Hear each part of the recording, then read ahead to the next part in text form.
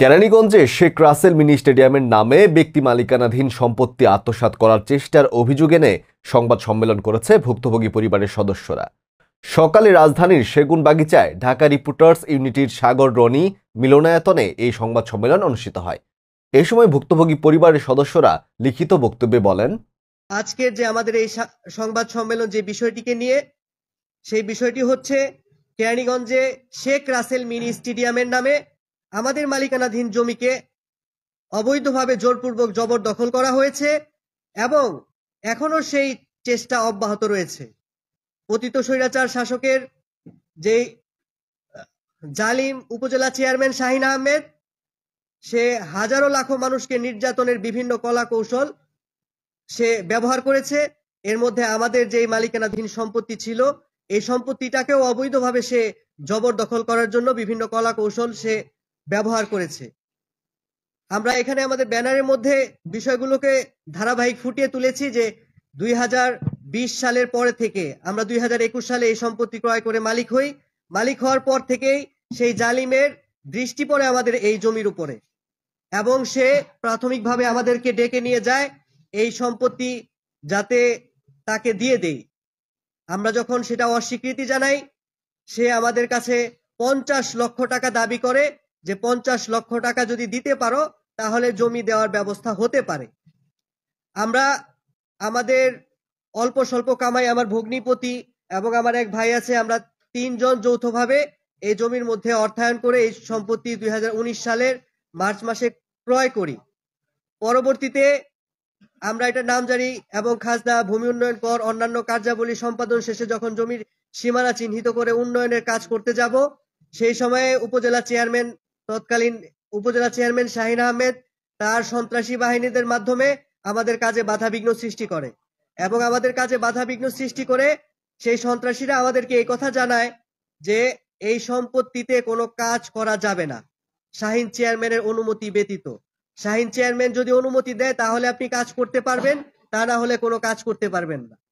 তৎপ্রেক্ষিতে আমরা শাহিন চেয়ারম্যানের কাছে যাই, আমরা বিভিন্নভাবে অনুনয় বিনয় এবং করজোড় করি এবং আমরা বলি যে আমাদের এই সম্পত্তি ছাড়া আর কোনো সম্পত্তি নেই এবং আমাদের উপার্জনের বহু কষ্টে উপার্জিত অর্থের বিনিময়ে আমরা এই সম্পত্তি ক্রয় করেছি, আমাদের সম্পত্তি আমাদেরকে বুঝিয়ে দিন। কিন্তু তিনি সেই 50 লক্ষ টাকা দাবি করার প্রেক্ষিতে আমরা তাদেরকে জানাই যে এত টাকা দেওয়ার সামর্থ্য আমাদের নেই। কিন্তু তখন তিনি আমাদেরকে আরো একটি কথা বলেন যে তোমরা কি জমি চাও না জীবনের তোমাদের জান ফেরত চাও? যদি জান চাও, বেঁচে থাকতে চাও, তবে এই জমির সামনে ধারে কাছে আর কখনো আসবা না।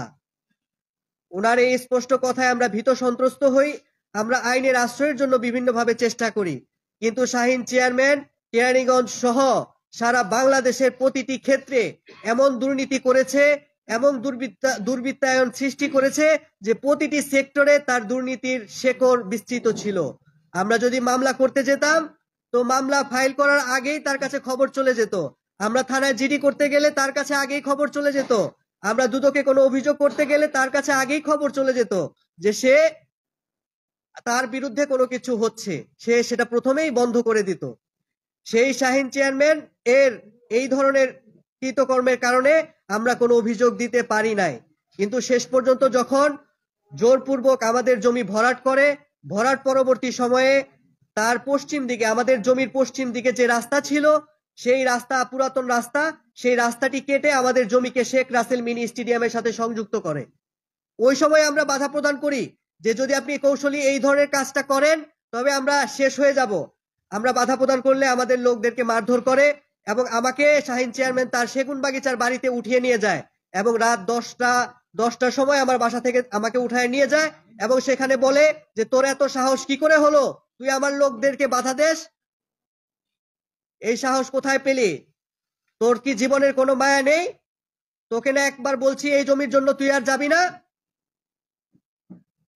সেখানে আমাকে বিভিন্ন ধরনের হুমকি এবং আমাকে জীবন নাশের হুমকি দেওয়ার পর আমি সেখান থেকে চলে আসি। আমি আইনের আশ্রয় নিতে পারিনি তখন, কিন্তু পরবর্তী সময়ে যখন আমাদের 5ই আগস্টের গণ অভ্যুত্থানের পর জনগণের আকাঙ্ক্ষার ফসল হিসেবে যে অন্তর্বর্তীকালীন সরকার গঠিত হয়েছে, তো আমরা তখন আশায় বুক বেঁধেছি। আমরা চেয়েছি আমরা আইনানুগ প্রক্রিয়ার মাধ্যমে আমাদের সম্পত্তি আমরা ফেরত পাবো। আপনারা জেনে থাকবেন যে আমাদের এই যে সম্পত্তি, আমাদের সম্পত্তির মূল দলিল, নামজারি, ভূমি উন্নয়ন কর, আমাদের সম্পত্তির এই যে মূল দলিল, রেজিস্ট্রেশন দলিলের কপি, আমাদের নামে সম্পত্তির নামজারির কপি এবং সর্বশেষ বাংলা 1431 সাল তথা 24-25 অর্থ বছরে ভূমি উন্নয়ন কর আদায় করা আছে। আমরা গত আগস্টের 28 তারিখ আমরা উপজেলা নির্বাহী কর্মকর্তা কেরানীগঞ্জ মহোদয়ের বরাবরে একটি আবেদন দাখিল করি যে আমাদের মালিকানাধীন সম্পত্তি, এই কাগজের মালিকানা সম্পত্তি সঠিক আছে, আপনি সঠিকতা যাচাই করে আমাদেরকে মালিকানা সম্পত্তি সীমানা নির্ধারণ করার জন্য ব্যবস্থা করে দিন। আমরা আমাদের সম্পত্তির সীমানা নির্ধারণ করব, সীমানা চিহ্নিত করব এবং আমাদের সম্পত্তি আমরা বুঝে নিব। তৎপ্রেক্ষিতে উপজেলা নির্বাহী কর্মকর্তা সেটা সহকারী কমিশনার ভূমি কেরানীগঞ্জ মহোদয়ের বরাবরে প্রেরণ করে, একটা স্মারকের মাধ্যমে প্রেরণ করে এবং তিনি কাগজপত্র দেখে মৌখিকভাবে আমাদেরকে জানান যে এখানে তো সরকারি কোনো স্বার্থ সংশ্লিষ্টতা নেই। আমরা উপজেলার যত নথিপত্র আছে এবং যত রেকর্ডপত্র আছে সকল রেকর্ডপত্র দেখে বললাম যে আপনাদের মালিকানা সব ঠিক আছে, আমাদের সরকারি কোনো স্বার্থ এখানে জড়িত নেই, আপনাদের সম্পত্তি আপনারা মাপেন, সীমানা নির্ধারণ করেন, যদি কেউ বাধা বিঘ্নতার সৃষ্টি করে তাদেরকে বলেন আমাদের কাছে আসার জন্য।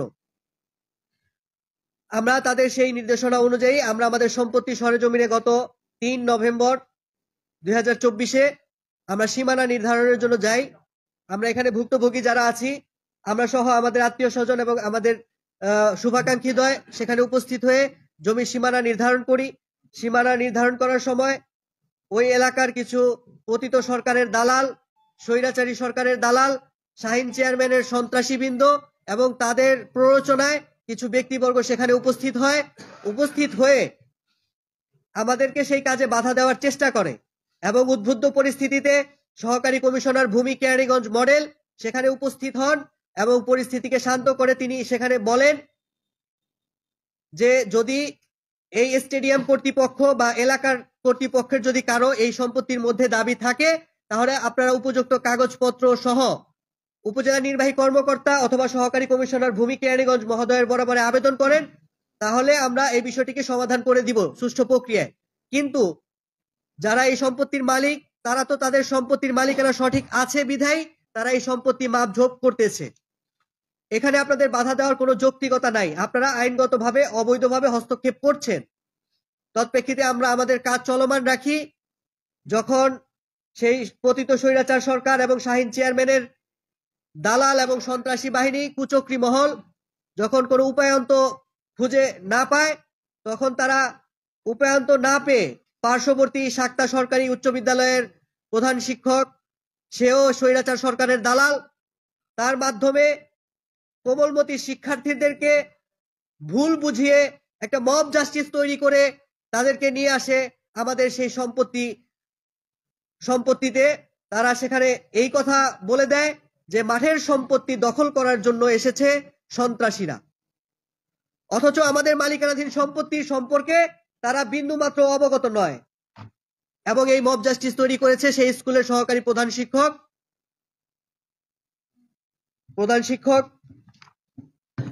শিক্ষকের নাম হচ্ছে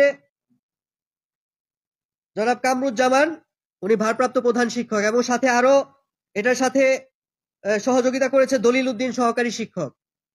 পরবর্তীতে যখন ছাত্ররা সেই ঘটনাস্থলে উপস্থিত হয় আমরা সাথে সাথে সেখান থেকে পরিস্থিতি বেগতিক দেখে আমরা সেখান থেকে উঠে চলে যাওয়ার চেষ্টা করি, কিন্তু সেই ছাত্রদেরকে ঢাল হিসেবে ব্যবহার করে শাহিন চেয়ারম্যান এবং স্বৈরাচারী আওয়ামী লীগ সরকারের দালাল এবং সন্ত্রাসী বাহিনী আমাদের উপরে বর্বর হামলা চালায় এবং বর্বর হামলায় আমি আহত হই।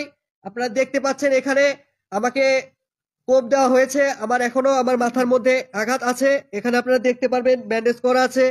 আমার চোখের অল্পের জন্য আমার চোখ বেঁচে গেছে, আমার চোখের এদিকে কোপ হয়তো লাগে নেই, আমার এখানে রড দিয়ে বাড়ি দিয়েছে, আমার এখানে এখনো দাগ আছে আপনারা দেখতে পারবেন। আমার পায়ে, আমার পিঠে বিভিন্ন জায়গায় আমাকে আঘাত করা হয়েছে। আমার আরো 2 ভাইকে আঘাত করা হয়েছে, ওনাকে আঘাত করা হয়েছে। পরবর্তীতে আমরা উদ্বুদ্ধ পরিস্থিতিতে আমাকে উদ্ধার করা হয় এবং উদ্ধার করে ঢাকা মেডিকেল কলেজ হাসপাতালে চিকিৎসার জন্য নেওয়া হয়। আমি 2 দিন ঢাকা মেডিকেল কলেজ হসপিটালে ভর্তি ছিলাম এবং ভর্তি থাকার পরবর্তী সময়ে আমি অসুস্থতায় বাসায় বেশ কিছুদিন বিশ্রামে ছিলাম। বিশ্রামে থাকার পরে আমার ভগ্নিপতি ইঞ্জিনিয়ার মোহাম্মদ মনিরুজ্জামান উনি এই উদ্বুদ্ধ পরিস্থিতি সম্পর্কে আদালতে একটি মামলা দায়ের করেছেন। আদালতে সেই মামলা নম্বর হলো 1237/2024 সিএমএম আমলি আদালত কেরানীগঞ্জ ঢাকা।